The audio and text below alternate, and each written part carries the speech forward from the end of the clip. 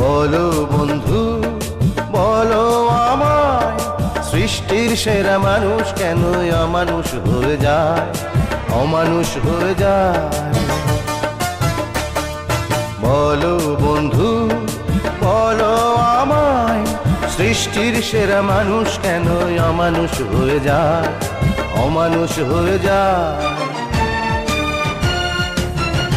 কত যে কষ্ট কত কান্না এই বুকে আছে চাপা, ছাই চাপা এই বুকের আগুন যায় কি কখনো মাপা।